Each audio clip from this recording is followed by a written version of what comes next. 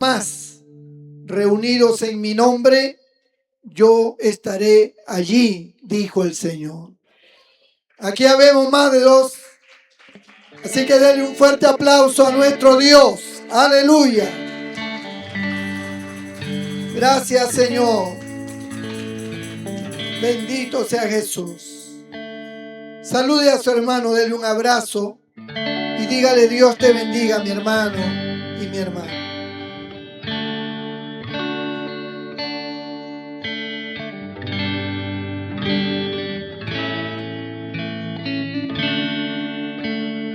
Aleluya. Un saludo de triunfo. Bendito sea Jesús. Gloria a Dios, hermanos. Un corito cortito para calentar un poco la voz. Hay una casa mejor que mi casa. Hay una casa, la casa de Dios. Hay una casa mejor que mi casa. Hay una casa, la casa de Dios. En ella yo vida, en ella yo paz. En ella yo encuentro lo que en este mundo con su gran riqueza no me pudo dar. Por eso yo digo que hay una casa mejor que mi casa, la casa de Dios. Por eso yo digo que hay una casa mejor que mi casa, la casa de Dios. ¡Aleluya! Todavía estamos. No se me quiere ir la fonía por nada. Bendito el Señor. Un poquito más de volumen al monitor, por favor, porque si no termino mudo. Vamos a abrir nuestras Biblias en Primera de Reyes. Estamos muy bien ahí. Capítulo 2. Primera de Reyes, capítulo 2. No sé a cuántos les gustarán las historias, pero a mí me apasionan las historias. Siempre me apasionó desde que era niño. Siempre me gustó la historia. Gloria a Dios. A algunos les gustan las historias de otras personas, pero ese no es historia, eso es chisme. Historias son hechos resaltantes que ocurrieron en una nación, etc. Muy bien, capítulo 2 de Primera de Reyes.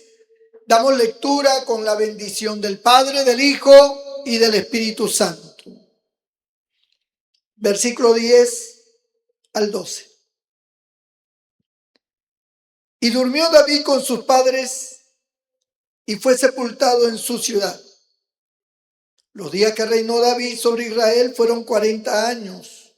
7 años reinó en Hebrón y 33 años reinó en Jerusalén. Y se sentó Salomón en el trono de David su padre, y su reino fue firme en gran manera. Señor, bendiga su palabra. Pueden sentarse. No deje de bendecir, de alabar, de glorificar al Señor. Gloria a Jesucristo, hermanos. Aleluya.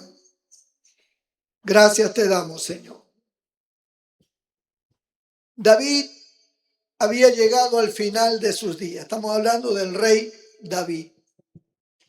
Como todo hombre y toda mujer, toda persona en el mundo, tenemos un comienzo y un final. Y él no era la excepción. Tuvo una vida bastante violenta, perseguido, amado, odiado, en fin, un hombre que quiso agradar siempre a Dios, pero el enemigo siempre se le cruzaba en su camino Y así es con todo aquel que quiere agradar a Dios. Siempre va a tener al enemigo cruzándose, tratando de estorbar esa visión, ese deseo de poder servir y agradar a Dios con su vida, con sus proyectos, etcétera. El enemigo le va a levantar una serie de problemas, dificultades muy grandes, y vamos a tener todo que luchar y enfrentar esa realidad. O sea, es algo que no lo vamos a poder nunca evitar. Gloria a Dios. David fue un hombre así.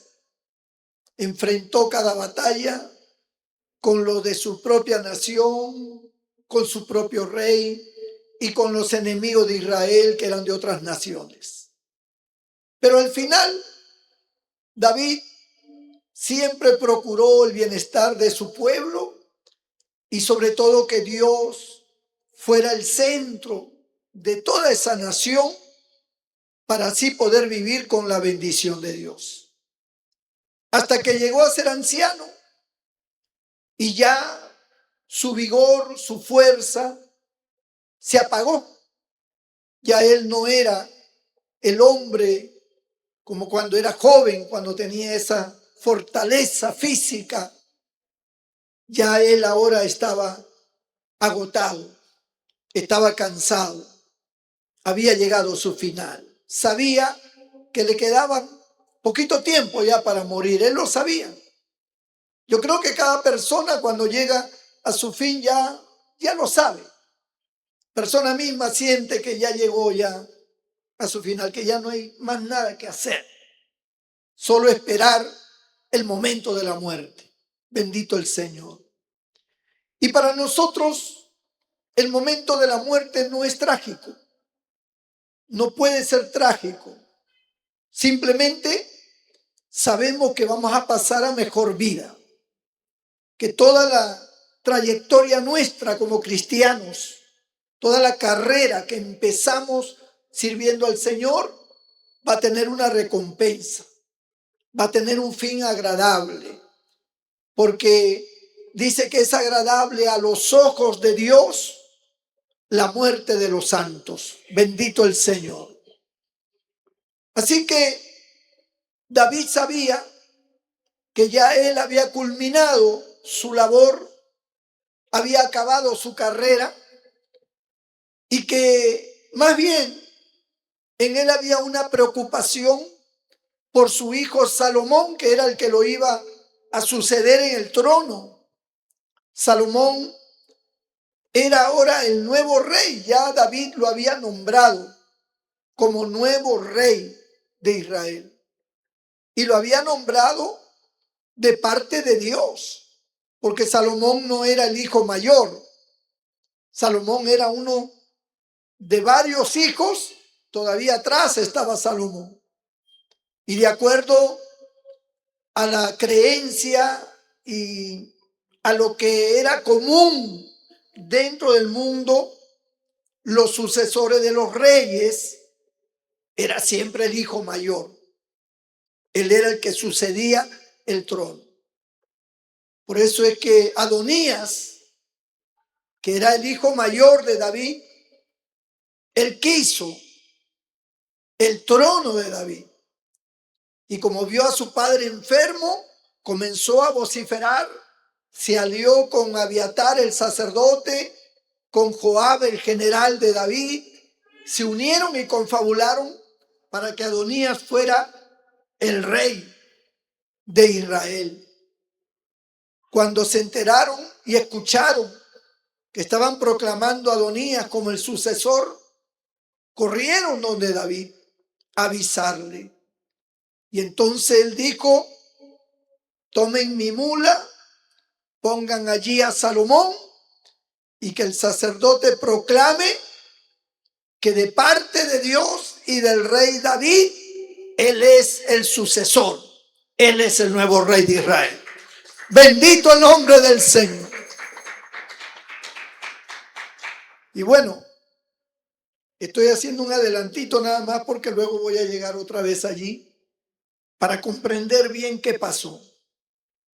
El hecho es que Salomón es nombrado de parte del rey David y de parte de Dios, que fuera el rey. Fue nombrado rey y David, a pesar de que ya estaba anciano y sabía que le queda poco tiempo ya para morir, todavía estaba lúcido, todavía estaba entendido, bendito el Señor, y lo llama a Salomón. Y David comienza a darle una serie de recomendaciones a Salomón y le habla específicamente de dos hombres. Le habla de Joab, que había sido su general hasta ese momento. El general del ejército de Israel era Joab. Bendito el Señor. Era un pariente de David, Joab. Y siempre fue el general. Pero Joab era un hombre ambicioso. Era un hombre que no entendía la política de David en ese tiempo, ni los propósitos que el rey tenía. Joab lo que quería era mantenerse siempre en el cargo como el comandante general del ejército. Bendito el Señor. Y mató a dos hombres inocentes por temor a perder ese cargo. El hecho es que David le habla a Salomón y le dice: Salomón, yo sigo el camino de todos en la tierra, yo me voy a morir, pero es necesario que sepas que tú corres un grave peligro. Tú vas a ocupar el reino y tú tienes que ser rápido, tienes que tomar el control, las riendas del reino, porque hay varios enemigos. Y estos enemigos van a querer matarte, van a querer quitarte del trono, usurpar el trono. Y tú tienes que encargarte de ellos. Y te voy a dar dos nombres. El uno, el más peligroso de todos, Joab, el comandante general.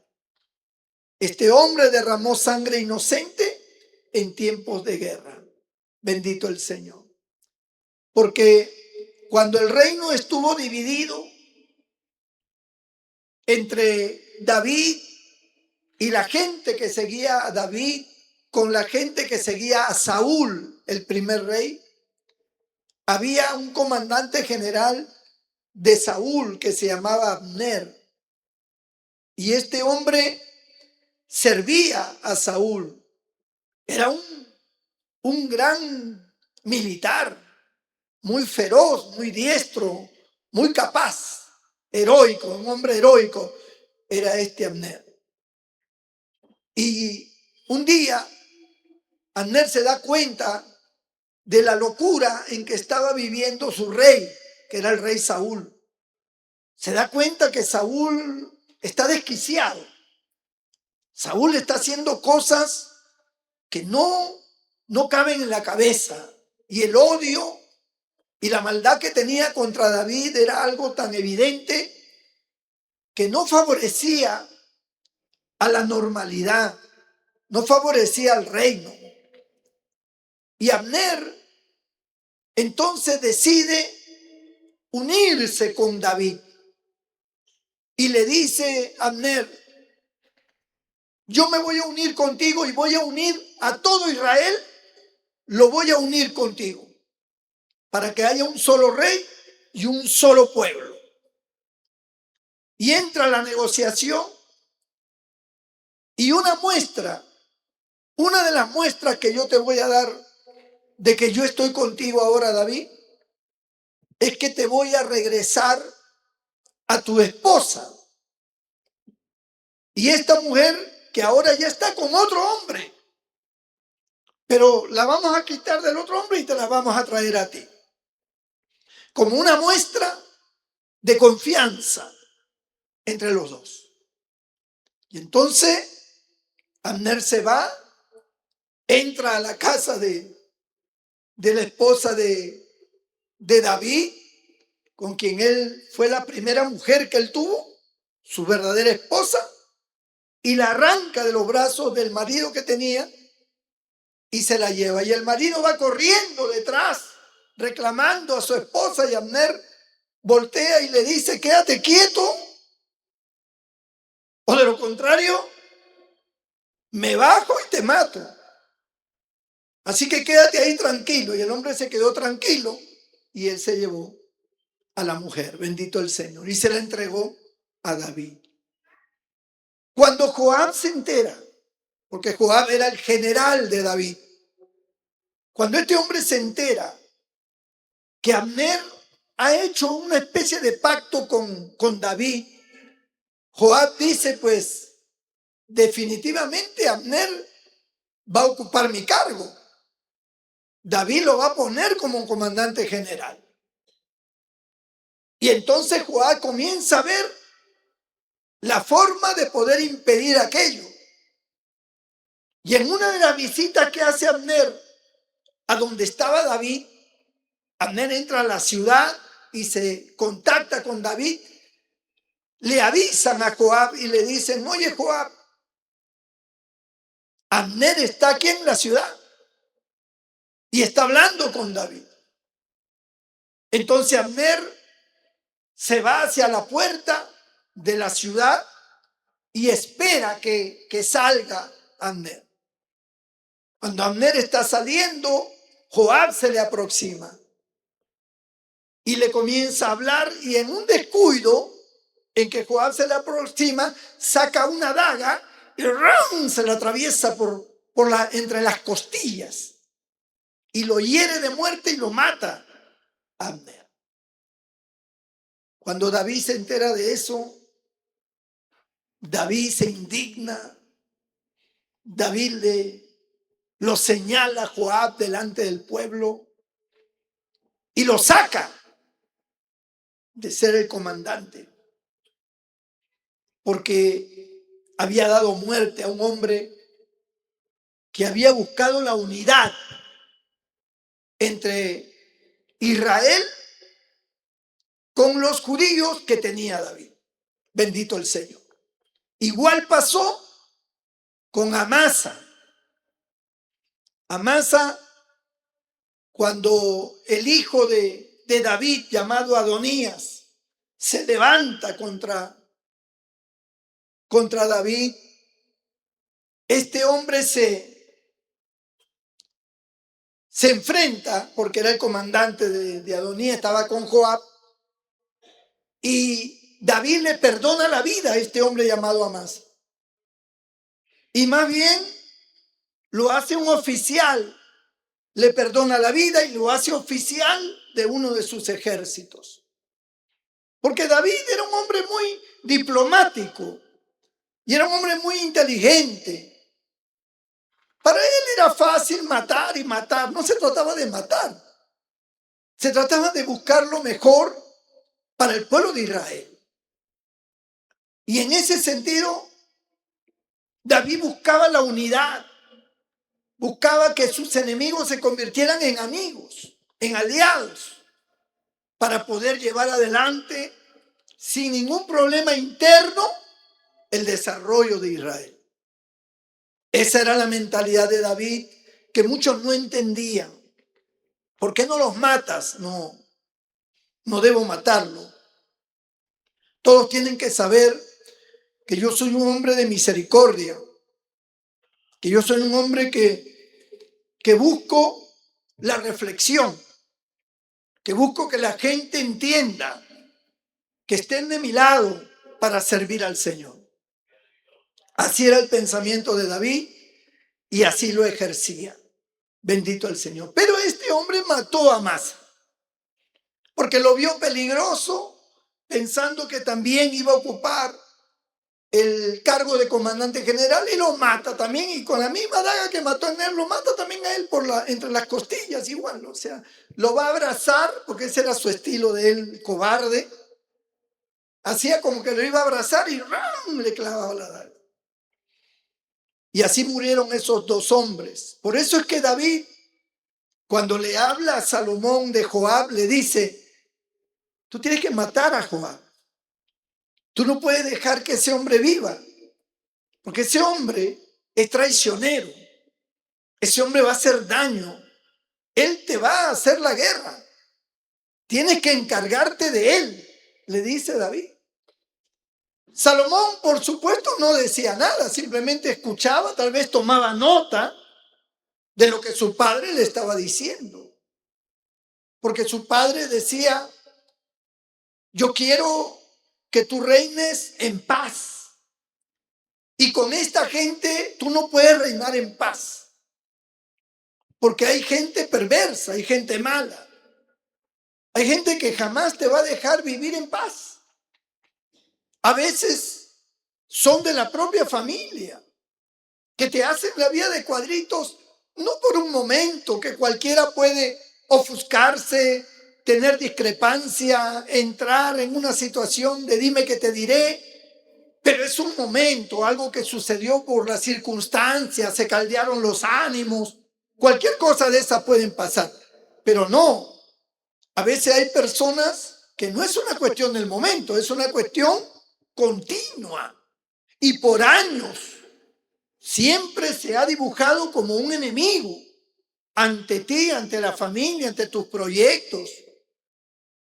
Y puede ser la esposa, puede ser el esposo, puede ser uno de los hijos, puede ser un pariente, puede ser el suegro, puede ser el abuelo, no sé, cualquiera del orden familiar cercano.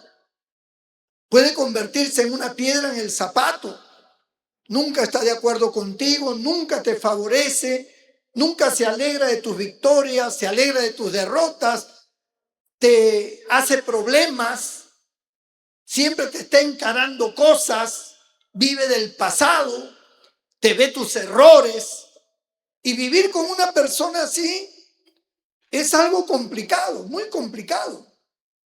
Porque no lo tienes como aliado, no lo tienes como parte de tu vida, como parte de tus proyectos, sino que lo tienes como un enemigo. Y es horrible tener personas como enemigos, cuando deberían ser nuestros amigos. Bendito el nombre del Señor, nuestros aliados, alabado sea el nombre de Jesús. Entonces, una de las preguntas que surge es ¿por qué David no los eliminó? ¿Por qué él tuvo que soportar a todas estas personas que se levantaban contra él, que lo señalaban, que le hacían problemas, que hablaban a sus espaldas, que lo traicionaban? ¿Por qué él, sabiéndolo, entendiendo perfectamente que esa era la clase de personas que lo rodeaba, por qué él nunca hizo nada?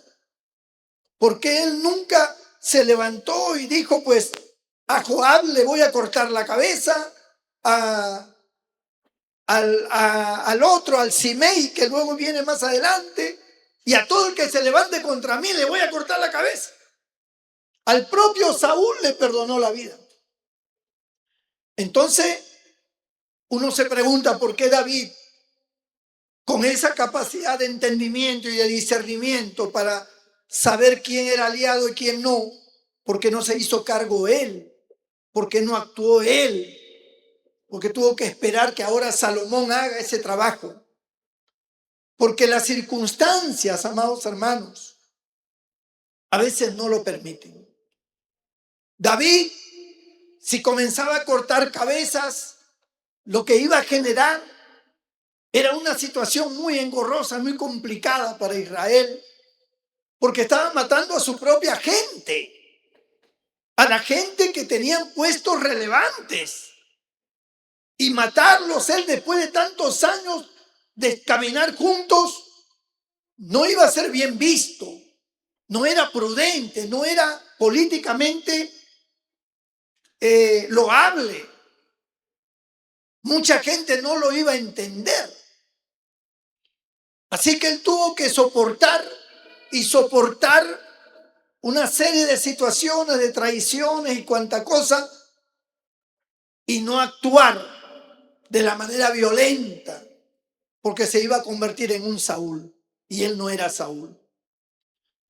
Así que ahora aconseja a su hijo Salomón y le dice, yo no pude hacerlo, pero tú tienes que hacerlo, porque hay una gran diferencia en que yo lo hubiera hecho en tiempos cuando había todavía una inestabilidad en el reino. Y otra cosa es que ahora tú entras nuevo al reino y tú puedes hacerlo para asegurar el futuro del reino. Y le da el nombre de Joab, le da el nombre de Simei, un descendiente de Saúl. Algunos le llaman Simeí. Pues este hombre, cuando Absalón, uno de los hijos de David, le dio golpe de estado y David tuvo que salir huyendo de Jerusalén, en la puerta de salida, mientras David iba con su ejército y con su gente despacio a caballo, al otro lado iba un hombre llamado Simei. Era un descendiente del rey Saúl, un pariente, que había guardado mucho odio en su corazón por años, porque él culpaba a David de la muerte de Saúl. Pero David no tuvo nada que ver con la muerte de Saúl. Y nunca David le hizo problemas a Saúl. Fue Saúl el que le hacía problemas a David. Pero los parientes siempre buscan,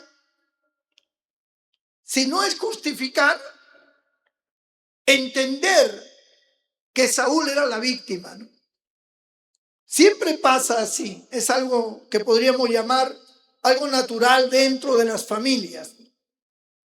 Es muy raro encontrar una familia que diga, no, sí, mi hijo es culpable, mi hermano es culpable, mi hermana es culpable, mi mamá es culpable, mi padre es culpable. Eso no se ve. Así sea culpable. No lo dicen, no lo expresan. ¿Por qué razón? Porque son familia. Y en la familia hay una especie de protección, ¿no? Todos se protegen. Y aunque sea culpable, dicen, no, mi hijo no ha sido, dicen, ¿no? Aun cuando lo han atrapado con las manos en la masa, dicen, mi hijo no ha sido, bendito el Señor. Ella no ha sido, yo conozco a mi hija. Y comienzan a defenderle. Hasta la familia se levanta a defenderle, a protegerle, a cuidarle. Y no admiten que sea culpable. Y eso le pasó a Simei. Simei no admitía que Saúl estaba poseído y que Saúl era el culpable de todo el desastre de Israel. Ellos no lo admitían, al menos Simei no lo admitía y guardaba en su corazón odio contra David. Él guardaba odio, él no podía manifestar su odio porque no tenía la oportunidad. Y por lo tanto, él simplemente guardaba ese rencor. Tal vez entre los más cercanos despotricaba de David, hablaba mal, qué sé yo, pero no se atrevía a decírselo a David de frente.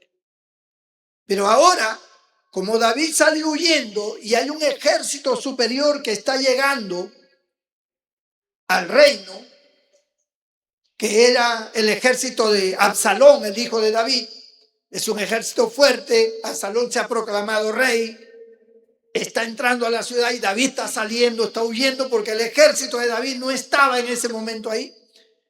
Y la gente que él tenía era poca y sale. Entonces en la mente de Simei, en su mentalidad, en su odio, él cree que David está derrotado, que David ha sido vencido por Absalón y que ahora Absalón va a ocupar el reino y por lo tanto ya David no tenía parte ni suerte en el reino de Israel. Y por eso él no solamente vocifera, maldice a David, sino que agarra piedra y se las lanza, agarra polvo de tierra y le lanza. Y claro, la gente del comando conjunto de las Fuerzas Armadas de David, que está con él, sus generales, sus comandantes, al ver eso, están esperando la orden de David. ¿Y qué hacemos con él? Lo matamos de una vez. Dice, no, te está maldiciendo, déjalo. Si Jehová le ha permitido que me maldiga, es para que Jehová tenga misericordia de mí. Así que déjalo que maldiga, que diga lo que quiera, que vocifere lo que quiera, no le hagan caso.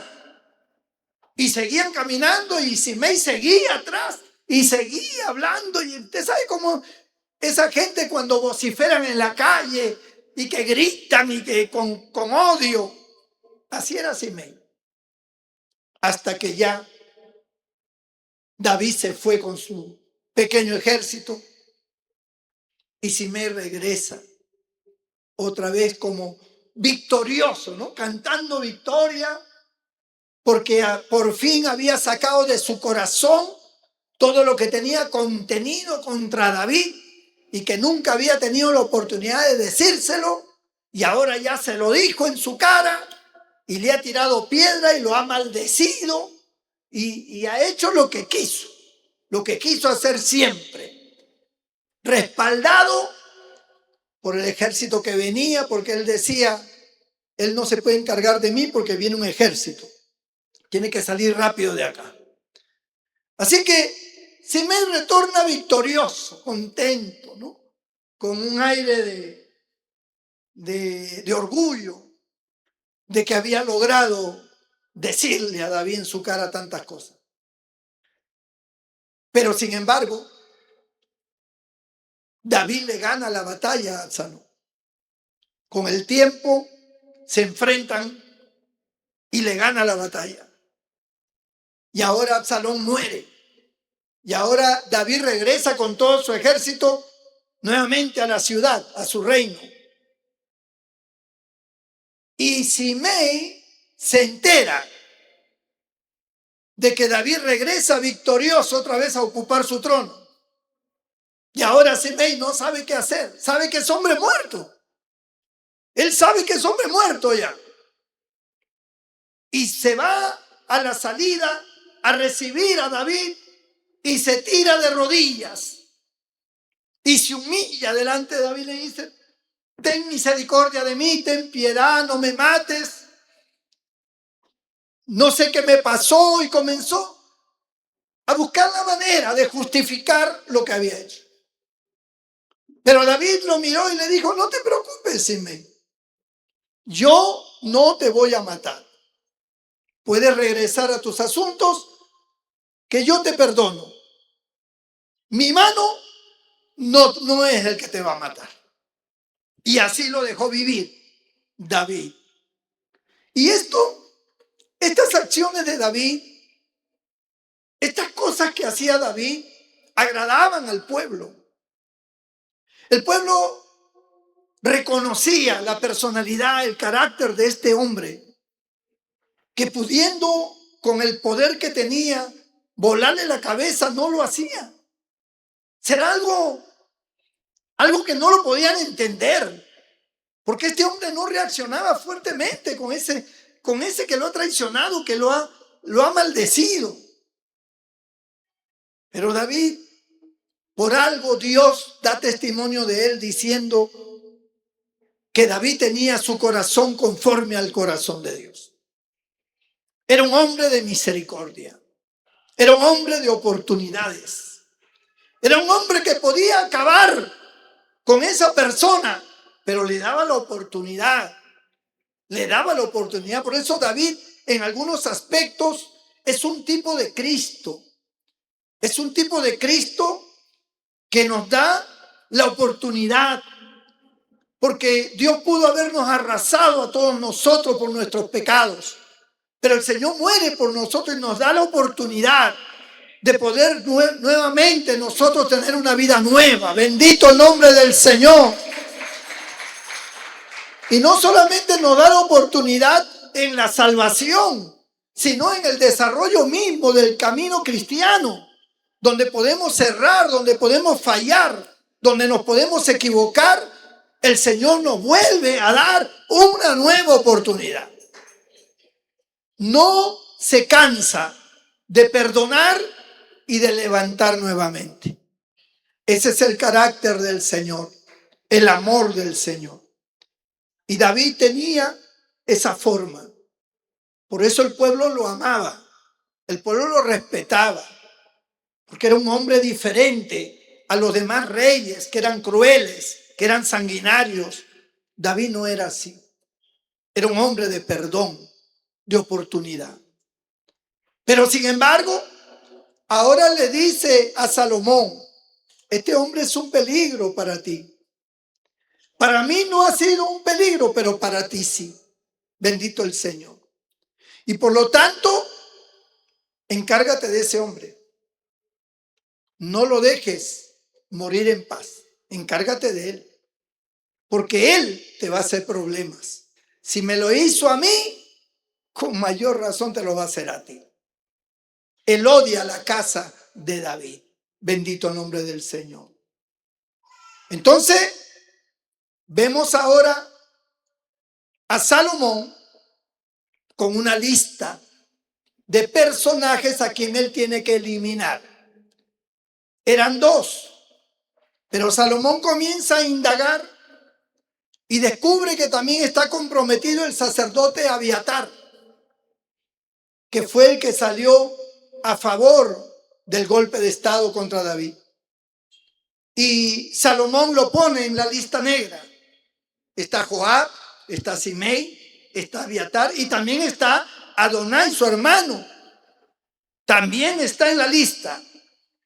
Ahora había que esperar el momento adecuado, porque, amados hermanos, la gente mala, la gente que actúa mal, que actúa con un corazón malo, tienen su momento en que son ajusticiados. Nadie se escapa, nadie.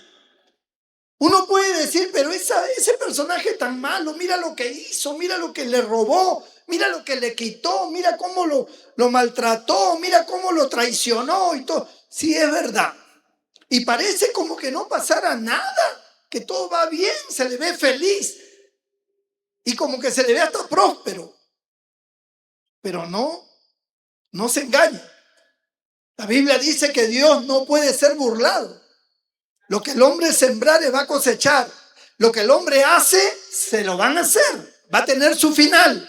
Va a tener su momento. Gloria a Dios.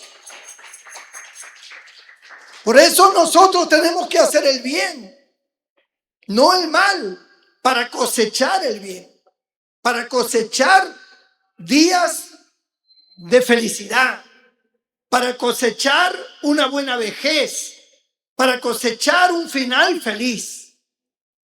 Pero si hacemos daño, si hacemos el mal, si engañamos, si robamos, si nos apropiamos de algo que no nos pertenece, si le hacemos la vida de cuadrito a alguien sin razón, si somos injustos, eso se va a revertir en su momento. Nada queda sin castigo, y estoy hablando de esta tierra, en este mundo.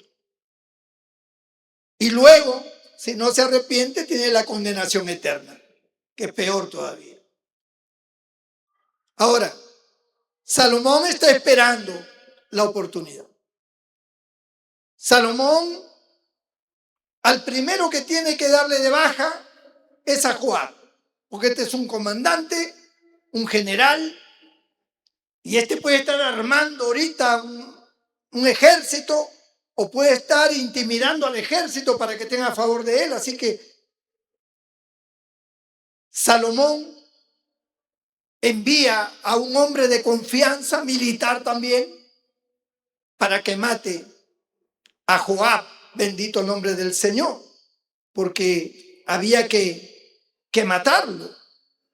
Entonces, cuando se va este hombre de confianza de Salomón a buscar a Joab, Joab sabe, porque este hombre va con un montón de gente armada para matar, no para apresarlo, no para meterlo en la cárcel, no para matarlo a Joab. Y Joab sabe que vienen a matarlo y se va al templo, en el tabernáculo. Todavía no había el templo, estaba el tabernáculo. Se mete al tabernáculo y se agarra de los cuernos del altar. Así se llamaba. Y entonces era un lugar sagrado donde no se podía derramar sangre. Y Joab está ahí y dice, a mí nadie me va a sacar de acá. y se agarra de los cuernos del altar y le dan aviso a Salomón y le dice, ¿qué hacemos? Porque Joab se ha metido al tabernáculo, está agarrado de los cuernos del altar y en ese lugar no sabemos cómo actuar. Pero Salomón le dice, mátenlo. Así esté agarrado de los cuernos del altar, mátenlo. Y entonces vienen y lo atraviesan y lo matan a Joab. Uno menos de la lista. Luego aparece su hermano, el hermano que había intentado ser el rey y que se había proclamado rey aprovechando que su padre estaba anciano y estaba enfermo en cama. Él se proclama rey junto con el sacerdote que lo apoyaba y con Joab, que ahora ya estaba muerto. Y Adonías, viene y le dice a su madre, dile, habla con Salomón, porque quiero que Salomón me permita tomar por mujer a la mujer de mi padre. ¿Quién era la mujer de su padre David? ¿Se acuerdan ustedes que cuando David estaba muy enfermo y para calentarlo le buscaron una jovencita que se acostara con él para darle calor a David y abrigarle sus pies? Era una mujer, por supuesto, muy bella. Y Adonías se había enamorado de ella. Y Adonías, cuando muere su padre, y dice que David nunca la conoció sexualmente porque ya era un anciano, él habla con su mamá y le dice, habla con Salomón, mi hermano, para que me dé a esta mujer por mujer para mí. Porque yo soy el hermano mayor, tú sabes que a mí me correspondía el reino. Y la madre le dice, no te preocupes, yo voy a hablar con Salomón. Y un día en que Salomón está sentado en su trono, por supuesto dirigiendo y dando órdenes, juzgando casos, aparece la madre de él, de Salomón, y se sienta a su lado, a su derecha en el trono. Y la madre le dice a Salomón, Salomón, ¿por qué no le das a la mujer de David tu padre, esa joven, por qué no se la das a tu hermano Adonías? Dásela para que él la tome por mujer. Y de esa manera, pues, todos felices. Pero Salomón se molesta y le dice, ¿y por qué me estás pidiendo eso? ¿Por qué no me pides de una vez que le dé el reino también? Tú sabes que él se levantó contra mi padre. Ahora quiere acostarse con la mujer de mi padre. Ha declarado la muerte para Adonías. Salomón encuentra la oportunidad para darle muerte a Adonías, porque a pesar de que era su hermano, no era un hombre de fiar. Era un hombre traicionero. Si había traicionado a su padre, pues ya, pues, ¿qué se podía esperar de él? Mire, como dijo Cristo, cuando alguien hace pecado, esclavo del pecado. Es como que el veneno se apoderara de la persona.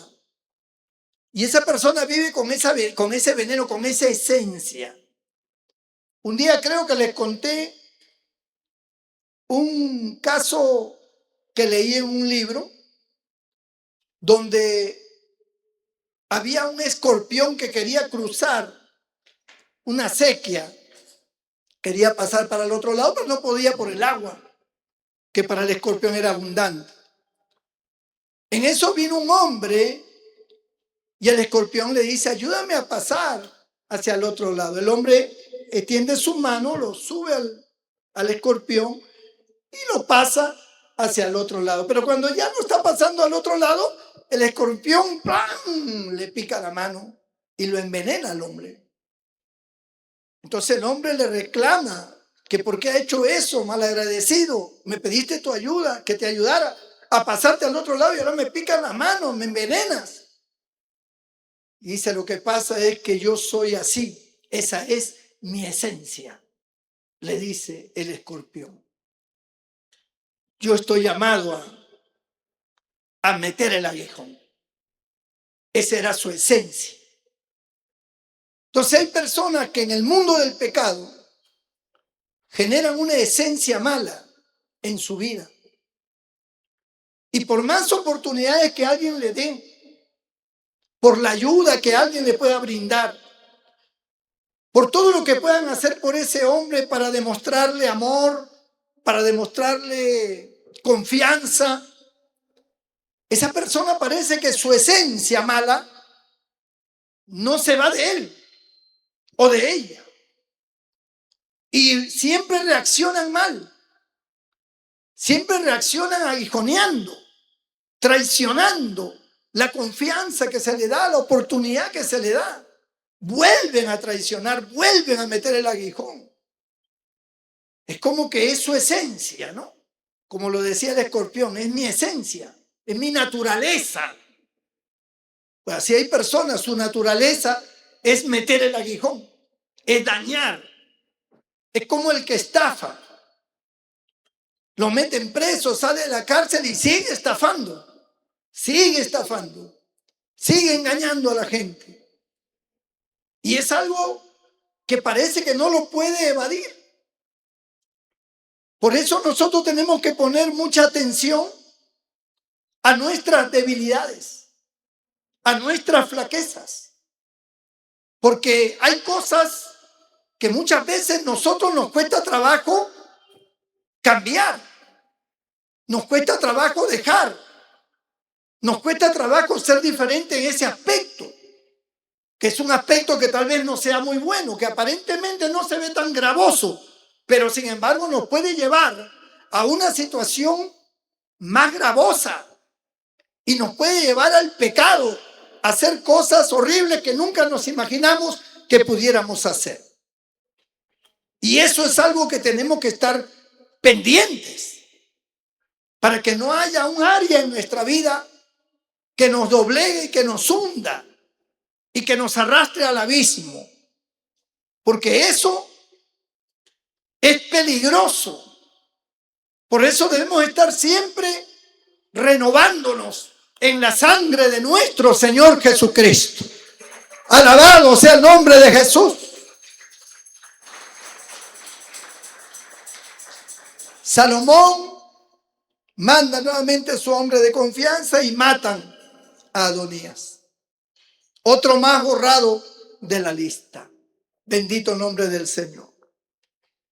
Y al sacerdote que había estado confabulado también en ese golpe de estado contra David, Salomón no lo mata, pero le dice, a partir de este momento, el sacerdote Abiatar queda desterrado de Israel. Vete a otra ciudad, vive en otra ciudad, haz tu vida. No quiero verte por estas tierras. Aquí se acabó tu función. Si tú regresas, mueres. Te doy la oportunidad de vivir. Vete. Y el sacerdote se va. Eliminado otro más de la lista. Quedaba el último. Quedaba Simei, el hombre que había maldecido a David. Salomón envía sus hombres. Simei sabe que vienen por él. Simei está asustado. Le dicen, el rey Salomón quiere verte. Simei dice, me van a matar, voy a morir.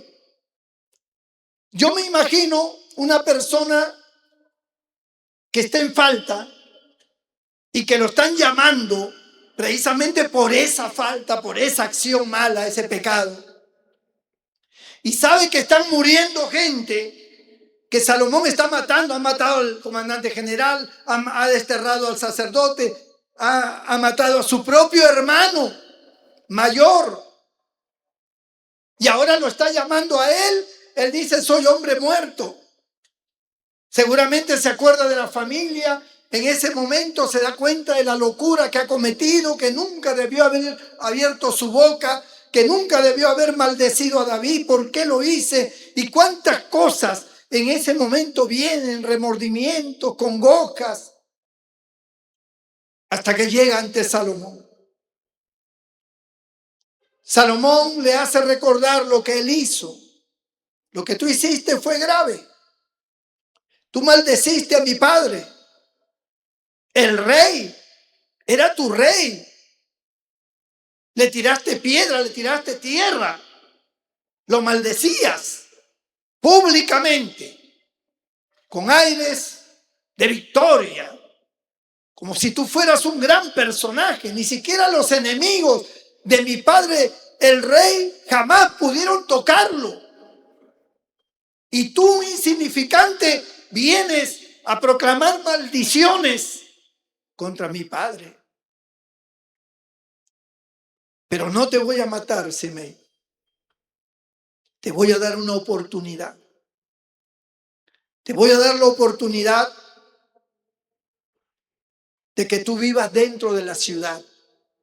Porque las ciudades estaban amuralladas. Toda la ciudad. Habían casas fuera también, pero la concentración de casas estaban amuralladas, dentro de las murallas. Cada muralla tenía sus puertas grandes por el cual entraban y salían. Y le dice Salomón a Simei: entra a la ciudad que está amurallada y no salgas de allí. El día que tú salgas, que tú traspases las murallas hacia afuera, ese día morirás, Simei. Simei dice: la palabra del rey es buena. Yo voy a obedecer la palabra del rey. Era una gran oportunidad para él. Era tener otra vez la vida, la libertad. Ese hombre era hombre muerto. Pero Salomón le dio la oportunidad. Bendito el Señor. Y se fue. Pasaron 3 años. Parece, supongo la Biblia no lo dice, que 2 esclavos que tenía este hombre llamado Simei, que tenía esclavos, 2 de ellos se fugaron. Parece que estos esclavos comenzaron a razonar y a decir: Simei está prohibido de salir de las puertas de la ciudad. Él no puede pasar las murallas hacia afuera. Es nuestro momento para escaparnos, para irnos. Incluso tomaron una mula, se fueron. Él no nos va a poder perseguir, porque está amenazado por el rey que si él sale muere. Cuando Simei se entera que 2 de sus esclavos se han salido y se han ido a una ciudad que estaba cercana, Simei, en su cólera, porque es la esencia, es la naturaleza, en su cólera, al verse burlado de sus esclavos, y tal vez pagó dinero por ellos, salió a buscarlo, hermano. Reunió un grupo de personas y salió. Y los encontró en la ciudad y los trajo de nuevo a sus esclavos. Seguramente los castigaría. Porque Simei era un hombre así. Pero le dieron aviso a Salomón: este Simei que tú le perdonaste la vida ha salido. Se ha ido a tal ciudad y ha regresado.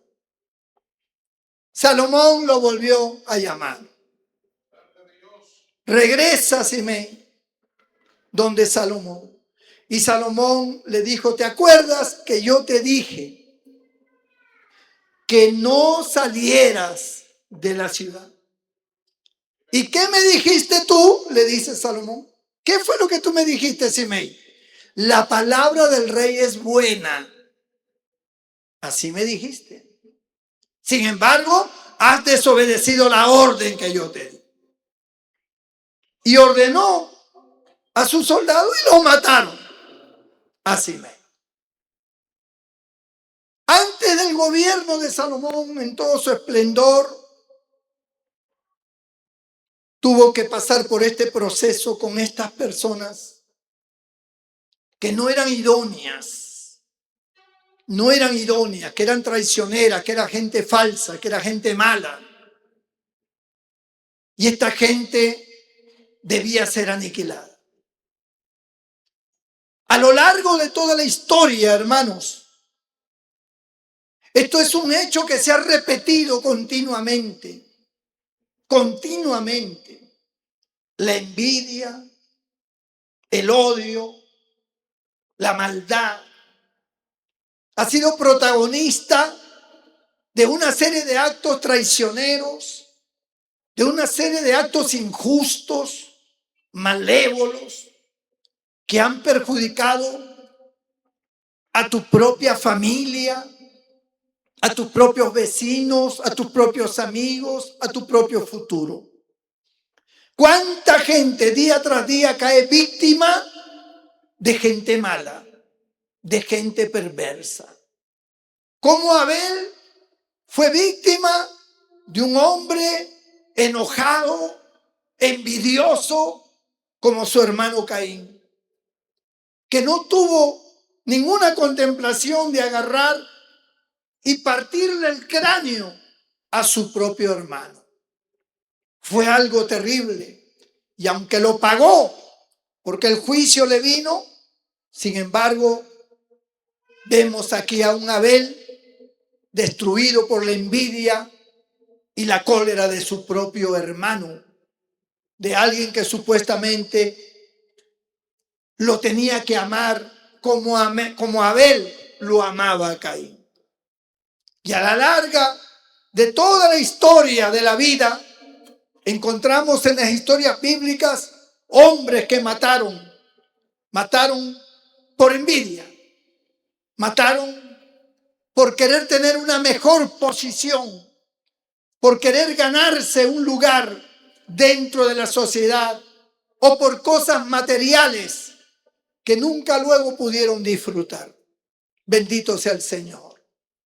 Hoy nos encontramos en este siglo, hermano. Hoy somos nosotros los protagonistas de estar en este mundo. Y como dice la Biblia, nuestra misión es ser la luz de este mundo y la sal de esta tierra. Esa es la misión que tenemos como personas individuales. Bendito el nombre del Señor. Nos enfrentamos a un mundo que está en la oscuridad, que viven en la maldad y que dentro de nosotros mismos, como pueblo de Dios, como iglesia del Señor, a veces el pecado logra tomar el control de nuestras vidas. Y cuando el pecado logra tomar el control de tu mente, de tu corazón, de tu voluntad, entonces se pierde la luz, se pierde el valor de la sal que preserva y que está en nuestro poder. Se pierde todo el amor y la visión de nuestro Señor hacia el futuro. Se pierde, hermano, hasta la predicación de la palabra de Dios, porque la predicación ya se torna solamente un mero conocimiento, mas no una unción y una dirección del Espíritu Santo. Nos convertimos en pecadores, en gente mala, en gente peor que los incrédulos, porque hemos conocido la palabra de Dios. Y en vez de perdonar, en vez de ser tolerantes, en vez de sobrellevar, en vez de hacer lo bueno en contra de lo malo, nos convertimos más bien en personas que aguijoneamos, que criticamos, que lanzamos palabras para tirar abajo la honra de alguien. Nos convertimos en personas crueles, nos convertimos en personas avaras y que por el dinero somos capaces de cualquier cosa. Nos convertimos en personas perversas, aún dentro de la misma obra de Dios. siempre contradiciendo, siempre buscando a la mala, siempre buscando divisiones, siempre buscando sus grupos para hacer daño. Y esto es algo que Dios lo ve desde el cielo, es algo que Dios lo contempla. Y a cada uno en su debido momento Dios le dará el pago, porque no quedarán, hermanos, sin consecuencias cada una de estas personas. Analicemos bien nuestro corazón, analicemos bien nuestra vida, consideremos en qué lado estamos. Estamos en el lado de la luz, estamos en el lado de las palabras de nuestro Señor Jesucristo, que nos ha dejado para que la atesoremos y para que la entendamos. Estamos del lado de la verdad, estamos del lado de la bondad. ¿De qué lado estamos? ¿O estamos del lado de la crueldad, del engaño, del pecado, de las cosas ocultas, de las cosas que ofenden a Dios, que están contra la palabra de Dios y que aparentemente parecemos que somos hijos de Dios? ¿De qué lado estamos nosotros? Bendito el nombre del Señor. Esto es algo que no me lo tiene que decir nadie. Nadie me tiene que decir a mí de qué lado estoy. Soy yo el que tengo que saberlo. Soy yo el que tengo que estar claro de qué lado estoy. ¿En qué camino voy? ¿Hacia dónde me dirijo con mi mentalidad? ¿En dónde están mis principios? ¿En dónde está mi corazón? Soy yo el que tengo que tener la claridad de mi vida. Porque ese es el testimonio que nosotros tenemos ante Dios. Ese es el testimonio del cual Dios dice: este es mi Hijo amado, en el cual se complace mi alma. Todos podemos cometer errores. Todos podemos fallar en algún momento, seguramente, por la debilidad misma del ser humano. Pero la palabra de Dios refleja las oportunidades que Dios da. Refleja el amor de Dios y el perdón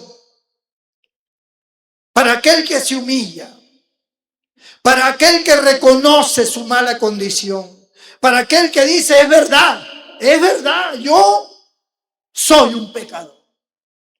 Para aquel que cae de rodillas y se golpea el pecho diciendo: sé propicio a mí que soy pecador. Ese será justificado por el Padre. Ese será lavado con la sangre preciosa de nuestro Señor Jesucristo. Bendito el nombre del Señor. Ese será iluminado por el Espíritu Santo. Y no importa si no es una persona representativa en la iglesia. No importa si no es una persona que sobresale en algún aspecto de la obra. Es su esencia benigna, su esencia misericordiosa, su esencia perdonadora, porque tiene el corazón de Dios, porque el Señor habita en su corazón. No paguemos a nadie mal por mal, dice la Escritura, sino venzamos con el bien el mal. Que nuestro corazón sea agradable ante los ojos de Dios. Inclina tu rostro, cierra tus ojos allí donde estás un momento.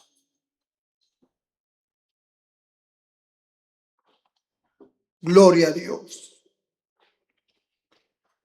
Yo quiero orar por ti, hermano, amigo, amiga que estás acá.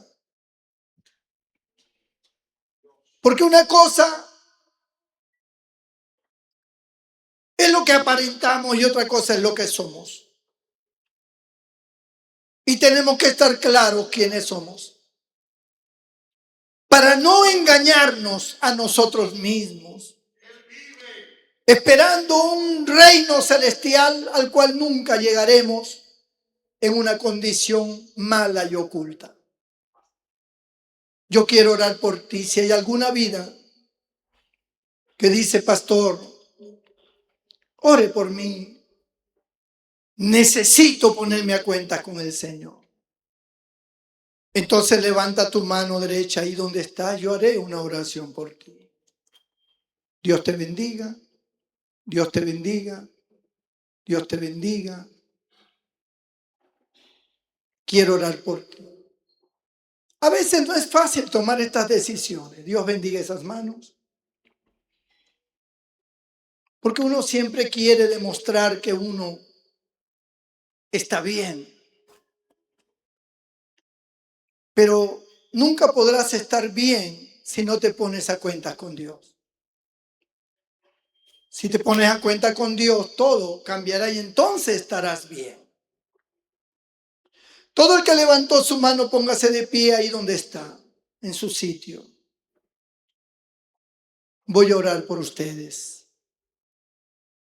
Voy a pedir a Dios por ti.